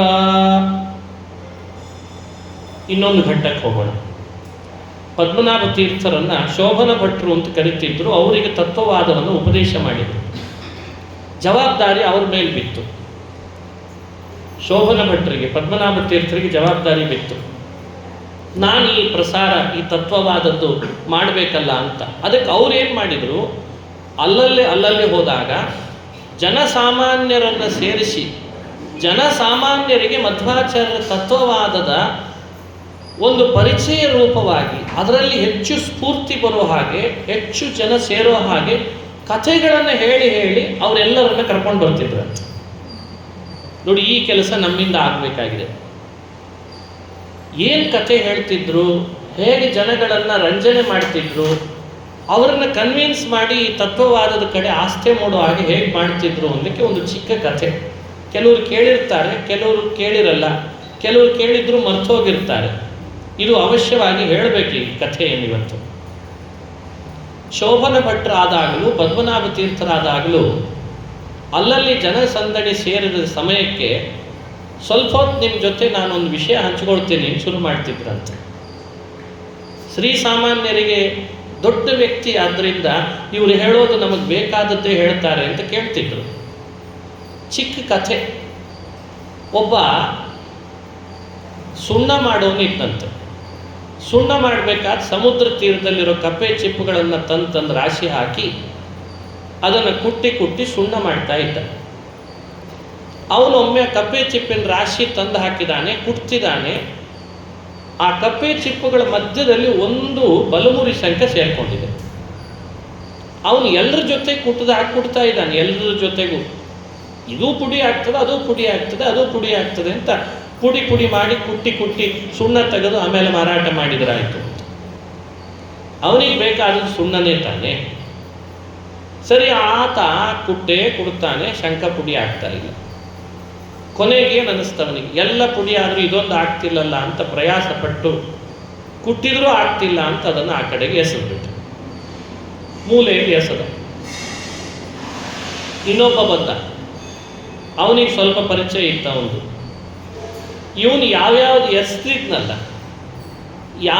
ಎಸೆದಿದ್ದ ಅದನ್ನು ತಗೊಂಡೋಗಿ ಅವನೇನೋ ಶೋ ಇಟ್ಕೊಂಡು ಈ ಕೆಲವೊಮ್ಮೆ ಕಪ್ಪೆ ಚಿಪ್ಪಿಂದೆ ಮಾಲೆ ಮಾಡಿ, ಶಂಖಗಳದ್ದೇ ಒಂದು ಮಾಲೆ ಕತ್ತರ ಪೋಣಿಸಿ ಅಲ್ಲಲ್ಲಿ ಸಮುದ್ರ ತೀರದಲ್ಲಿ ಮಾರಾಟ ಮಾಡ್ತಿರ್ತಾರೆ.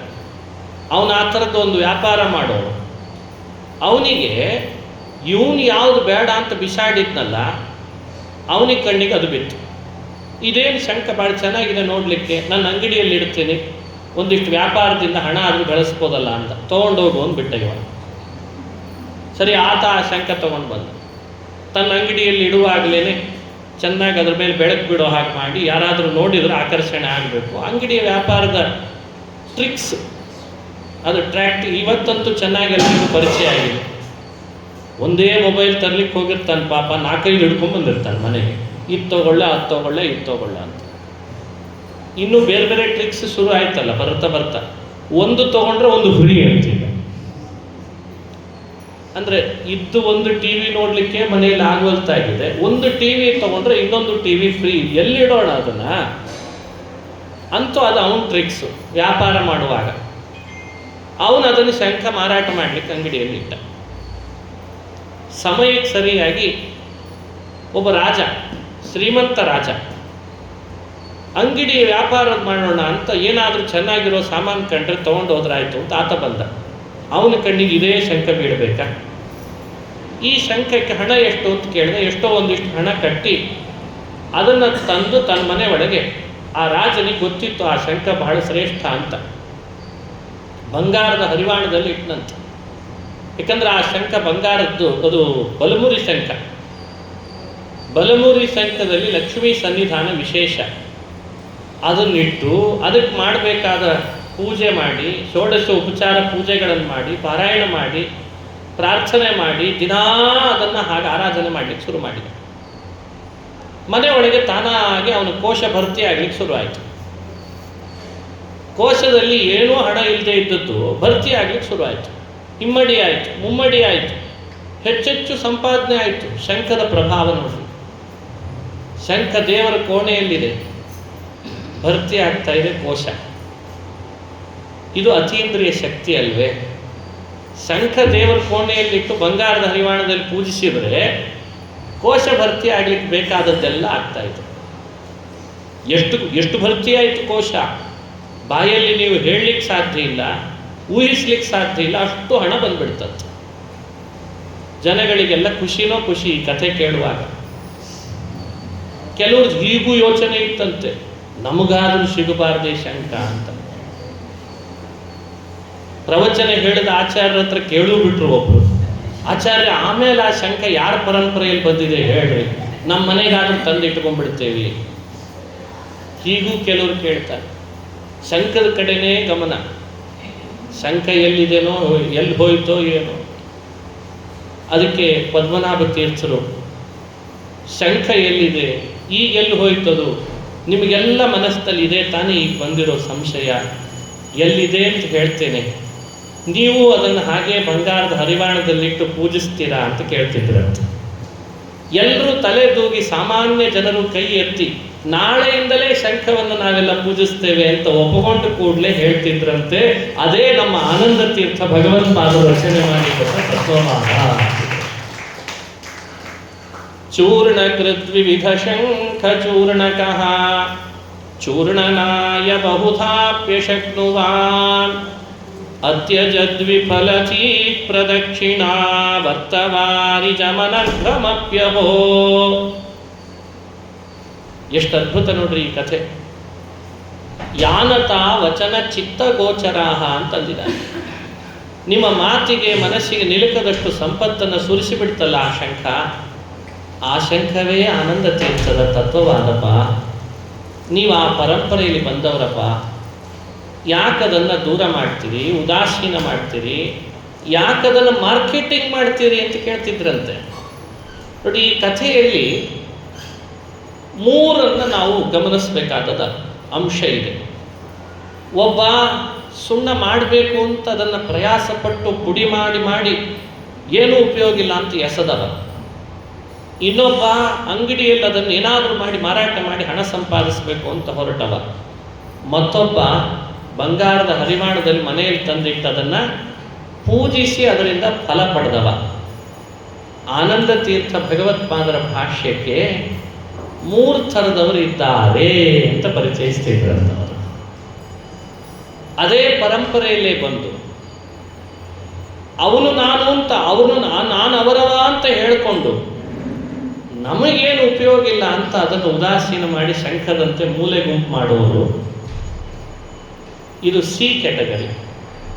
ಅದೇ ಪರಂಪರೆಯಲ್ಲೇ ಬಂದು ಇದು ಹೇಗಿದ್ರೂ ಮಾರ್ಕೆಟ್ನಲ್ಲಿ ಚಲಾವಣೆ ನಡೀತದಲ್ಲ ಈ ನೋಟು ಅಂತ ಅದನ್ನೇ ಇಟ್ಟು ಶೋ ಮಾಡಿ ಅದರಿಂದಲೇ ದುಡ್ಡು ಸಂಪಾದನೆ ಮಾಡಲಿಕ್ಕಿರೋದು ಒಂದಿದೆ ಅಲ್ಲ, ಅದು ಬಿ ಕ್ಯಾಟಗರಿ. ಇಲ್ಲ, ಇದು ನನ್ನ ಉದ್ಧಾರಕ್ಕಿದೆ, ನನ್ನ ಆತ್ಮೋದ್ಧಾರಕ್ಕೆ, ನನ್ನನ್ನು ಮೋಕ್ಷದ ಸಿರಿವಂತನನ್ನು ಮಾಡಲಿಕ್ಕಿದೆ ಅಂತ ಅದನ್ನು ಹೃದಯದ ತಟ್ಟೆಯಲ್ಲಿಟ್ಟು ಪೂಜಿಸಿ ಆರಾಧಿಸಿ ಅದರಿಂದ ಮೋಕ್ಷ ಪಡೆಯೋ ಕ್ಯಾಟಗರಿ ಇದೆಯಲ್ಲ, ಅದು ಎ ಕ್ಯಾಟಗರಿ ಅಂತ ಹೇಳ್ತಾರೆ. ಹೀಗೆ CBA ಹೀಗೆ ಪದ್ಮನಾಭ ತೀರ್ಥರು ಆ ಮಧ್ವಾಚಾರ್ಯರ ಶಾಸ್ತ್ರವನ್ನು ಪ್ರಸಾರ ಕಾರ್ಯ ತಾವು ಜವಾಬ್ದಾರಿ ಹೊತ್ತಾಗ ಒಬ್ಬೊಬ್ಬ ವ್ಯಕ್ತಿಗಳಿಗೂ ಕೂಡ ಅದರ ಬಗ್ಗೆ ಅವೇರ್ನೆಸ್ ಕ್ರಿಯೇಟ್ ಮಾಡಲಿಕ್ಕೆ ಇಂಥ ಅಪೂರ್ವವಾದ ಕಥೆಗಳ ಮೂಲಕವೇನೆ ಸಿದ್ಧಾಂತವನ್ನು ಪ್ರಚಾರ ಮಾಡಿದರು. ಇದನ್ನು ಮಧ್ವ ವಿಜಯದಲ್ಲಿ ದಾಖಲೆ ಮಾಡ್ತಾರೆ. ಇದು ನಮಗಲ್ವೇ ಸ್ಫೂರ್ತಿದಾಯಕವಾದ ಕಥೆ. ಪದ್ಮನಾಭ ತೀರ್ಥರು ಅಂದ್ರೆ ನಮಗೆ ಸ್ಫೂರ್ತಿ. ಅವ್ರು ಮಾಡಿದ ಕೆಲಸಗಳು ನಮಗೆ ಸ್ಫೂರ್ತಿ ಆಗಬೇಕು.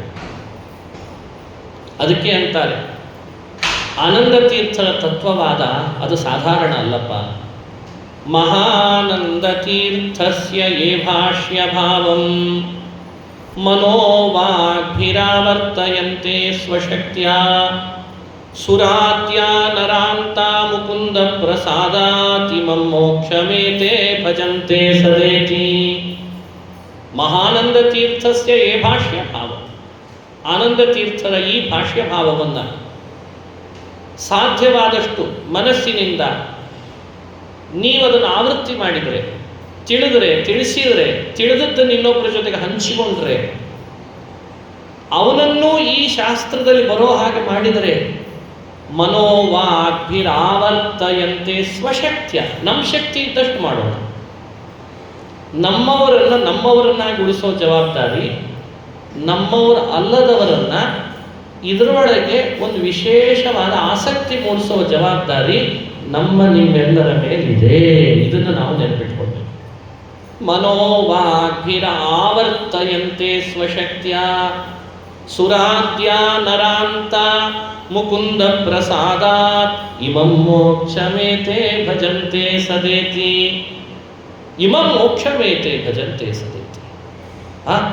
ನಿನಗೆ ಬೇಕಾದ ಪುರುಷಾರ್ಥ, ಚತುರ್ವಿಧ ಪುರುಷಾರ್ಥದಲ್ಲಿ ಮೋಕ್ಷ ಪುರುಷಾರ್ಥವನ್ನು ಕೊಡುವ ಶಕ್ತಿ ಈ ಆನಂದ ತೀರ್ಥರ ಭಾಷ್ಯಕ್ಕಿದೆ ಅಂತ ಅನುಭವಿಸಿ ಹೇಳಿದ ಮಾತು. ನಾವು ಅದನ್ನು ಚೆನ್ನಾಗಿ ಅರ್ಥ ಮಾಡಿಕೊಳ್ಬೇಕು. ಹೀಗೆ ಕನ್ವಿನ್ಸ್ ಮಾಡುವ ಪ್ರಯತ್ನ, ಯಾರದ್ದೇ ಆರಾಧನೆಗಳಾಗಲಿ, ಆ ಆರಾಧನೆಯ ಒಬ್ಬ ವ್ಯಕ್ತಿಯ ಜೀವನದಲ್ಲಿ ಆದಂಥ ಆಗು ಹೋಗುಗಳನ್ನು, ಪವಾಡಗಳನ್ನು ಹೆಚ್ಚು ನಾವು ಒಂದು ಆ್ಯಂಗಲ್ನಲ್ಲಿ ನೋಡೋದಕ್ಕಿಂತಲೂ ನಮ್ಮ ಮುಂದಿನ ಪೀಳಿಗೆಗೆ ಆ ವ್ಯಕ್ತಿ ಕೊಟ್ಟಂತಹ ಕೊಡುಗೆ ಏನು, ಯಾವ ಅಂಶದಲ್ಲಿ ಈ ವ್ಯಕ್ತಿ ನಮಗೆ ಸ್ಫೂರ್ತಿದಾಯಕ, ಇದನ್ನು ಅರ್ಥೈಸಿಕೊಂಡ್ರೆ ಆರಾಧನೆ ಸಾರ್ಥಕ ಅಂತ ನಾವು ಅನುಸಂಧಾನ ಮಾಡಬೇಕು. ಎರಡನೇ ಅಂಶ, ಅವರ ಕಾಲದಲ್ಲಿ ಬೇರೆ ಬೇರೆ ದರ್ಶನಗಳು, ಬೇರೆ ಬೇರೆ ಮತಗಳು, ಆ ಮತಗಳ ಚಿಂತನೆಗಳು ಇರಲಿಲ್ವೇ? ಅವರು ಅದನ್ನು ಹೇಗೆ ಫೇಸ್ ಮಾಡಿದ್ರು ಅಂತ. ಇವಾಗ ನಮಗೆ ಫೇಸ್ ಮಾಡೋದು, ಬ್ಯಾಲೆನ್ಸ್ ಮಾಡೋದು ಎರಡನ್ನ ನಮಗೆ ಬಹಳ ಮುಖ್ಯ. ಯಾಕಂದ್ರೆ ನಮ್ಮ ಕಾಲದಲ್ಲಿಯೂ ಕೂಡ ಇವತ್ತು ಹೆಸರುಗಳು ಬೇರೆ ಇಟ್ಟಿರ್ಬೋದೇನೋ, ರೈಟಿಸ್ಟ್, ಲೆಫ್ಟಿಸ್ಟ್, ಕೇಸರೀಕರಣ ಇತ್ಯಾದಿ ಇತ್ಯಾದಿ, ಸೆಕ್ಯುಲರಿಸಮ್ ಇತ್ಯಾದಿ ಇತ್ಯಾದಿ. ಹೆಚ್ಚು ಅದರ ಬಗ್ಗೆ ನಾನು ಮಾತನಾಡಲ್ಲ. ಸುಮ್ಮನೆ ನಿಮಗೆ ಝಲಕ್ ಕೊಟ್ಟಿರ್ತೇನೆ. ಎಲ್ಲ ಕಾಲದಲ್ಲೂ ಈ ಥರದ್ದೊಂದು ವ್ಯವಸ್ಥೆ ಇರ್ತದೆ. ವಾತಾವರಣ ಕಲುಷಿತಗೊಳ್ತಾ ಇರ್ತದೆ, ಬೌದ್ಧಿಕ ಕ್ರಾಂತಿಗಳಾಗ್ತಿರ್ತವೆ. ಅದಕ್ಕೆ ತಕ್ಕಂತೆ ಪೇಪರ್, ಮಾಧ್ಯಮಗಳ ಮೂಲಕವಾಗಿ ಸುಳ್ಳನ್ನು ಸತ್ಯ, ಸತ್ಯವನ್ನು ಸುಳ್ಳಾಗಿ ಬಿಂಬಿಸಿ ವ್ಯಕ್ತಿಯ ಸಹಜವಾದ ಒಳಗಿರುವ ಶ್ರದ್ಧೆಯನ್ನು ಅಳಗಾಡಿಸುವ ಕೆಲಸ ಆಗ್ತಾ ಇರ್ತದೆ. ಫೇತ್, ನಮ್ಮೆಲ್ಲರೊಳಗಿರೋ ಹೃದಯ ಭೂಮಿಕೆಯಲ್ಲಿ ನಾವು ಹುಟ್ಟಿದಾಗಿಂದ ಒಂದು ಫೇತ್, ಒಂದು ನಂಬಿಕೆ, ಅದು ಬಳ್ಳಿ ಇಟ್ಟಾಗಿರ್ತದೆ. ಅದನ್ನು ಬುಡ ಸಮೇತ ಯಾರೋ ಒಬ್ರು ಕಿತ್ತಬೇಕು ಅಂತ ಪ್ರಯತ್ನ ಪಡ್ತಾನೆ ಇರ್ತಾರೆ. ನೀ ದೇವರನ್ನು ನಂಬ್ತೀಯಾ? ನಂಬಿ ಏನು ಮಾಡ್ತೀಯ? ಯಾವ ದೇವರನ್ನು ನಂಬ್ತೀಯ? ಇಷ್ಟು ಜನ ದೇವರಿದ್ದಾಗ ಯಾರನ್ನು ನಂಬ್ತೀಯ? ಅವನನ್ನೇ ನಂಬೋಣ ಅಂತ ಇವು ಹೋದರೆ ಇನ್ನೊಬ್ಬರು ಸಿಟ್ಟಾಗಲ್ವೇ? ನೋಡಿ ಹೇಗಿದೆ. ಅವ ಸಿಟ್ಟಾದ ಅಂತ ಅವನನ್ನು ನೀನು ಸರಿಪಡಿಸ್ಲಿಕ್ಕೆ ಹೋದ್ರೆ ಇವ ಸಿಟ್ಟಾಗಲ್ವೇ? ಹಾಗಾಗಿ ಇವರೆಲ್ಲ ಸಿಟ್ಟು ಮಾಡ್ಕೋತಾರೆ ಅಂತ ನಿನ್ನ ಜೀವನ ಯಾಕೆ ನೀ ಹಾಳು ಮಾಡ್ಕೋತಿತ್ತು? ಮಾತು ನೋಡಿ, ಕೊನೆಗೆ ಅವನು ಬರೋದು ಎಲ್ಲಿಗೆ ಗೊತ್ತಾ? ಸ್ಟ್ಯಾಂಡು. ಇಷ್ಟೆಲ್ಲ ದೇವತೆಗಳು ಕಾಣಿಸಲ್ಲ, ಬಿಡಲ್ಲ. ಅವನು ಸಿಟ್ಟಾದ, ಇವನು ಸಿಟ್ಟಾದ ಅಂತ ನೀನೇ ಭ್ರಮೆಯಲ್ಲಿರ್ತೀಯ. ಅದ್ರ ಬಿಟ್ಟು ನಂಬದೇ ಇರೋದೇ ವಾಸಿ ಅಂತ ಹೇಳ್ಬಿಡ್ತಾನೆ. ಇದು ಶಬ್ದ ನಂದು ಬೇರೆ ಇರ್ಬೋದು, ಅವ್ರದ್ದು ಬೇರೆ ಇರ್ಬೋದು, ಆದರೆ ನಡೀತಿರುವ ಸಂಚ ಅದೇ. ಕೊನೆಗೆ ಬಂದಿದ್ದು ಎಲ್ಲಿಗೆ ಕುಠಾರ? ಧರ್ಮದ ಕುಠಾರ, ಧರ್ಮಕ್ಕೆ ಕುಠಾರ. ನಿಮ್ಮ ಫೇತಿಗೆ ಕುಠಾರ ಹಾಕ್ತಿದ್ದಾನ ಅವನು. ನಿಮ್ಮ ಹೃದಯದೊಳಗೆ ಸಹಜವಾಗಿ ಬೇರೂರಿದ ಆಸ್ತಿಕತೆಯನ್ನ ಹೆಂಗಾದ್ರೂ ಮಾಡಿ ಕಿತ್ತಬೇಕು ಅಂತ ಪ್ರಯತ್ನ ಪಡ್ತಿದ್ದಾನಲ್ಲ ಅಂತ. ಇದಕ್ಕೆ ಯಾರು ನೀರು ಎರೆದು ಗೊಬ್ಬರ ಹಾಕಿ ನಮ್ಮ ಹೃದಯದಲ್ಲಿ ನಾವು ಹುಟ್ಟಿದಾಗಿಂದ ಇರುವ ಆ ಭಕ್ತಿ, ಆ ನಂಬಿಕೆ, ಆ ವಿಶ್ವಾಸ, ಆ ಶ್ರದ್ಧೆಯ ಬಳ್ಳಿಯನ್ನ ಗಟ್ಟಿ ಮಾಡೋರು ಯಾರು? ನಾವೇ ಗಟ್ಟಿ ಮಾಡ್ಕೊಳ್ಬೇಕಲ್ವಾ? ನಾವಲ್ಲದೆ ಇನ್ಯಾರು ಗಟ್ಟಿ ಮಾಡೋರು ಅದನ್ನ? ನಮ್ಮದೇ ಗಟ್ಟಿ ನಾವು ಮಾಡ್ಕೊಳ್ಳಿಕ್ಕಾಗದೇ ಇದ್ರೆ ನಮ್ಮ ಮಕ್ಕಳಿಗೆ ನಾವೇನು ಗಟ್ಟಿ ಮಾಡಿ ಹೇಳೇವು? ಆ ಮಕ್ಕಳಿಗೆ ಏನು ಹೇಳೇವು? ಇನ್ನು ಉಳಿದವನನ್ನೇನು ನಮ್ಮ ಹತ್ರ ತಂದೆವು? ದೊಡ್ಡ ಅರಣ್ಯದಂತೆ ಕಾಣಿಸ್ಲಿಕ್ಕೆ ಶುರು ಆಗ್ತದೆ. ಅಯ್ಯೋ ಬೇಡ ಬೇಡಪ್ಪ, ನಂದೇನೋ ನಾನು ನೋಡ್ಕೊಂಡು ಹೋದ್ರೆ ಸಾಕು, ಹಿಂಗೆ ಶುರು ಮಾಡಿಬಿಡ್ತಾರೆ. ಇದೆಲ್ಲ ಆಗ್ತಾ ಇದೆ ಪ್ರಪಂಚದಲ್ಲಿ. ಇದು ಅವ್ರ ಕಾಲದಲ್ಲಿ ಇತ್ತೋ ಇಲ್ಲೋ, ಪದ್ಮನಾಭ ತೀರ್ಥರ ಕಾಲದಲ್ಲಿ ಅವ್ರದ್ದು ಇರೋ ಪಂಥವೇ ಬೇರೆ. ಆನಂದ ತೀರ್ಥರು ಭಗವತ್ಪಾದರು ಅವರು ಹೇಳಿಕೊಟ್ಟ ಅದ್ಭುತವಾದ ಪಂಥವೇ ಬೇರೆ ಆಯಿತು. ಪೂರ್ಣ ಇದಕ್ಕೆ ಪರಿವರ್ತಿತರಾದರು. ಇದಕ್ಕೆ ಪರಿವರ್ತಿತರಾದ ಮೇಲೆ ಅವ್ರು ಫೇಸ್ ಮಾಡಿದ್ರಲ್ವಾ? ಏನು ಫೇಸ್ ಮಾಡಿದ್ರು? ಅದಕ್ಕೊಂದು ಮಾತು ಹೇಳ್ತಾರೆ ನಾರಾಯಣ ಪಂಡಿತಾಚಾರ್ಯರು, ಪರಶಾಸ್ತ್ರ ನದೀಚರ ಅಂತಾರೆ, ಜಹೋ ವಿದ್ವತ್ ತಿಮಿಂಗಿಲ ಅಂತಾರೆ. ಮಧ್ವ ವಿಜಯದಲ್ಲಿ ಬರುವ ಮಾತು. ನಾವಿದನ್ನ ಸ್ಫೂರ್ತಿಯಾಗಿ ತಗೊಳ್ಬೇಕು. ಎಲ್ಲ ವರ್ಷಗಳು ನಮ್ಮ ಕಣ್ಮುಂದೆ ಇರಲಿ, ಎಲ್ಲ ಥರದ ದರ್ಶನ, ಮತ ಎಲ್ಲವೂ ನಮ್ಮ ಕಣ್ಮುಂದೆ ಇರಲಿ. ಆದರೆ ನಾವು ಹೇಗಿರಬೇಕು ಅಂದರೆ ತಿಮಿಂಗಿಲಿ ಇದ್ದ ಹಾಗಿರಬೇಕು ಅಂತಂತಾರೆ. ತಿಮಿಂಗಿಲ ಸಮುದ್ರದಲ್ಲಿ ಹಾರಾಡ್ತದೆ, ವಿಹಾರ ಮಾಡ್ತದೆ, ಎಗರೆಗರಿ ಹೋಗ್ತದೆ. ಕೆಲವೊಮ್ಮೆ ಅದೇ ತಿಮಿಂಗಿಲ ಸಮುದ್ರಕ್ಕೆ ಸೇರ್ಲಿಕ್ಕೆ ಬಂದಂಥ ನದಿಯೊಳಗೂ ಹೋಗಿ ಮತ್ತೆ ಸಮುದ್ರಕ್ಕೆ ಬಂದು ಸೇರ್ತಿರ್ತದಂತೆ. ಪದ್ಮನಾಭ ತೀರ್ಥರು ಹೇಗಿದ್ರು ಅಂದ್ರೆ ಆ ಕಾಲದಲ್ಲಿ ಅವರ ಕಣ್ಣು ಮುಂದೆ ಎಲ್ಲ ದರ್ಶನಗಳು, ಮತಗಳು ಎಲ್ಲ ಇದ್ರೂ ಕೂಡ ಆಚಾರ್ಯರ ಶಾಸ್ತ್ರ ಅನ್ನುವ ಸಮುದ್ರದೊಳಗೆ ವಿಹಾರ ಮಾಡ್ತಾ ಮಾಡ್ತಾ ಬೇರೆ ಎಲ್ಲ ದರ್ಶನಗಳು ಅನ್ನೋ ನದಿ ಒಳಗೆ ಆಗಾಗ ಹೋಗಿ ಮತ್ತೆ ಸಮುದ್ರಕ್ಕೆ ಬರ್ತಿದ್ದಂತೆ. ನಮಗದು ನೀರು ಕಡಿಮೆ ಇದೆ, ಉಪಯೋಗ ಇಲ್ಲ ಅಂತ ಇಲ್ಲೇ ಬರಬೇಕಂತೆ. ಇದು ನಮಗೆ ಹೇಳಿಕೊಟ್ಟ ಸಂದೇಶ. ನಾವು ಎಲ್ಲ ನೋಡೋಣ, ಸೋಷಿಯಲ್ ಮೀಡಿಯಾ ನೋಡೋಣ, ಯೂಟ್ಯೂಬ್ ನೋಡೋಣ, ಟಿ ವಿ ನೋಡೋಣ, ಅವನೇನು ಹೇಳ್ತಾನೆ ಕೇಳೋಣ, ಇವನೇನು ಹೇಳ್ತಾನೆ ಕೇಳೋಣ, ಎಲ್ಲವನ್ನೂ ಕೇಳೋಣ. ಯಾಕೆ ಇನ್ನೊಬ್ರನ್ನ ಯಾಕೆ ವಿರೋಧಿಸೋಣ?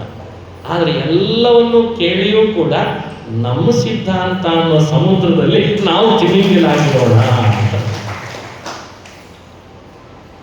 ನಾವು ತಿಮಿಂಗಿಲೆ, ನಾವು ಇಲ್ಲೇ ವಿಹಾರ ಮಾಡೋದು.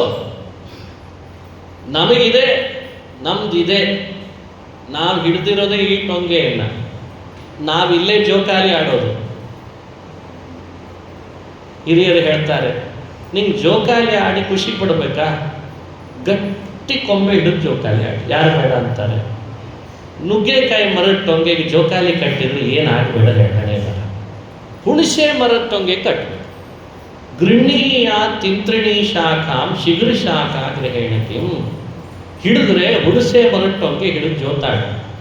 ಯಾರು ಬೇಡ ಅಂತಾರೆ? ಚೆನ್ನಾಗಿ ಜೋಕಾಲಿ ನೀನು ಆಡ್ತೀಯ, ಖುಷಿನೂ ಸಿಗ್ತದೆ. ಹೋಗಿ ನುಗ್ಗೆಕಾಯಿ ಮರಕ್ಕೆ ಹೋಗಿ ಹಿಡಿದು ಜೋಕಾಲಿ ಆಡ್ಲಿಕ್ಕೆ ಹೋಗಿ ಕೆಳಗೆ ಬಿದ್ದು ಹಲ್ಲೆಲ್ಲ ಮುರ್ಕೊಂಡು ಕೈಕಾಲೆಲ್ಲ ಮುರ್ಕೊಂಡು ಬೇಕಾ ನಿನಗೆ? ಬಿಡಬ್ಯಾಡಿ ಬಿಡಬ್ಯಾಡಿ ಬಿಟ್ಟು ಕೆಡಬ್ಯಾಡಿ ಕೆಡಬ್ಯಾಡಿ, ಮಧ್ವ ಮತದ ಸಿದ್ಧಾಂತದ ಪದ್ಧತಿ ಬಿಡಬ್ಯಾಡಿ ಬಿಡಬ್ಯಾಡಿ ಬಿಟ್ಟು ಕೆಡಬ್ಯಾಡಿ ಕೆಡಬ್ಯಾಡಿ. ಇದೇ ಅಲ್ವೇ ದಾಸರ ಆ ಸಮಯದಲ್ಲಿ ಸಾರಿದ್ದು? ಕಣ್ಣಾರೆ ಕಂಡಿದ್ದಾರೆ, ಏನು ಸಮಸ್ಯೆಗಳಾಗ್ತಿದೆ ಅನುಭವಿಸಿದ್ದಾರೆ, ಯಾವ ಭಾಷೆಯಲ್ಲಿ ಇವರಿಗೆ ಹೇಳಿದ್ರೆ ಅಪ್ರೋಚ್ ಆಗ್ತದೆ ಅನ್ನೋದನ್ನು ಮನಗಂಡಿದ್ದಾರೆ.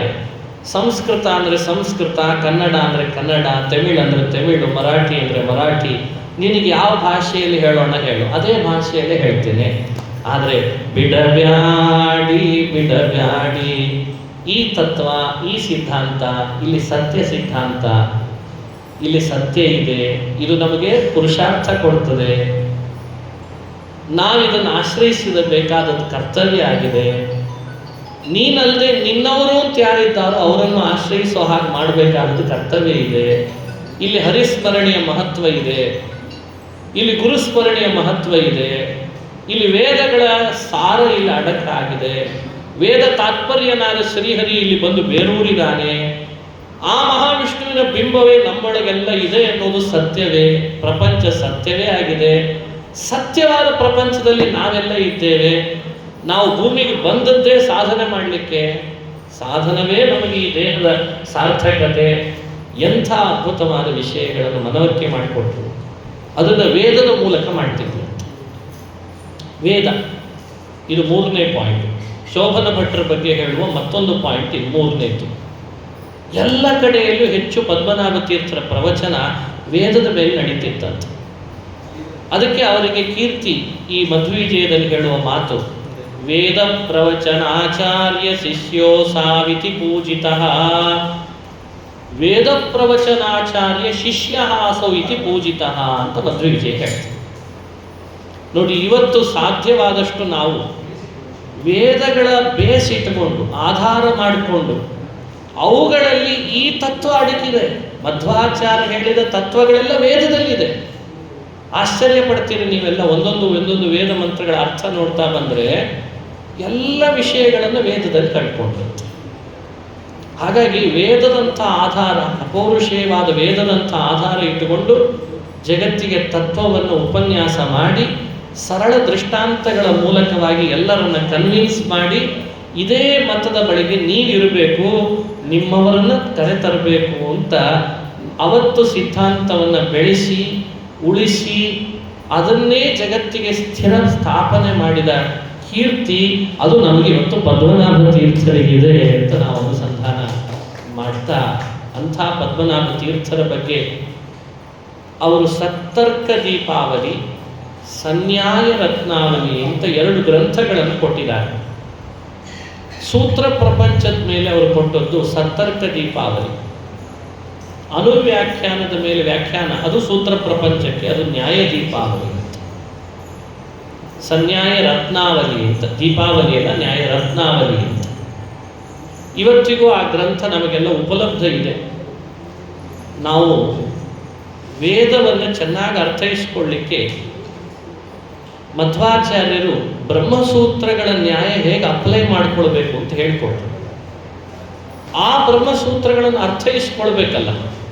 ಭಾಷ್ಯ ನೋಡಿ ನೇರ ಅರ್ಥೈಸ್ಕೊಳ್ಳೋಣ ಅಂದರೆ ಭಾಷ್ಯವು ತುಂಬ ಸಂಕ್ಷಿಪ್ತವಾಗಿ ಆಗಿರುತ್ತೆ.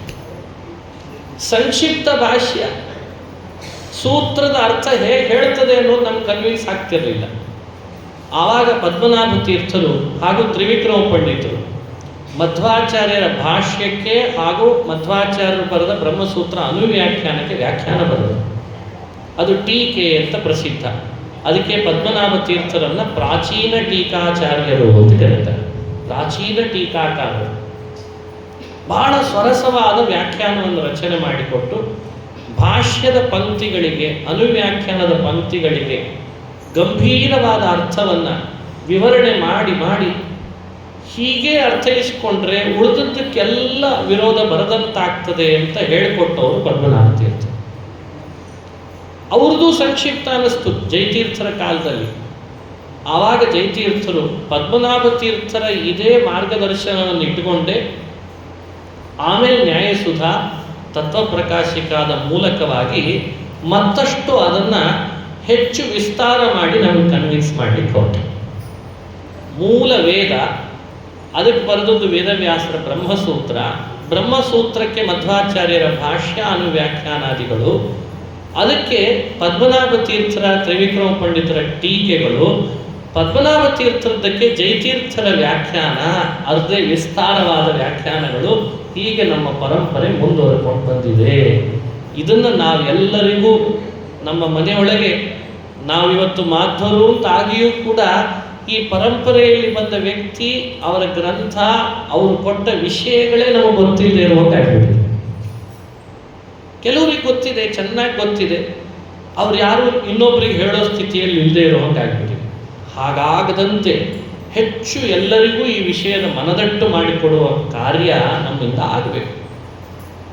ಇದು ಪದ್ಮನಾಭ ತೀರ್ಥರ ಗ್ರಂಥಗಳ ಸ್ಮರಣೆ, ಅವರ ಕಥೆಯಲ್ಲಿ ಒಂದೊಂದು ಅಂಶಗಳು ನಮಗೆ ಹೇಗೆ ಸ್ಫೂರ್ತಿದಾಯಕ ಅನ್ನೋದ್ರ ಬಗ್ಗೆ, ಇವತ್ತು ನಾವು ಈ ಕಾಲದಲ್ಲಿ ಏನು ಮಾಡಬಹುದು ಅನ್ನಲಿಕ್ಕೆ ಅದು ಹೇಗೆ ರೆಲೆವೆನ್ಸಿ, ಅದ್ರ ಬಗ್ಗೆ ಒಂದು ಸ್ವಲ್ಪ ನಾವು ನೋಡಿದ್ವಿ. ಆರಾಧನೆಯ ಪರ್ವಕಾಲ ಆದ್ದರಿಂದ ಈಗಾಗಲೇ ವಾಯುಸ್ತುತಿಯ ಪಾರಾಯಣ, ಸ್ತ್ರೀಯರು ದಾಸರ ಪದ್ಯಗಳ ಪಾರಾಯಣ ನಡೆಸಿದ್ದಾರೆ.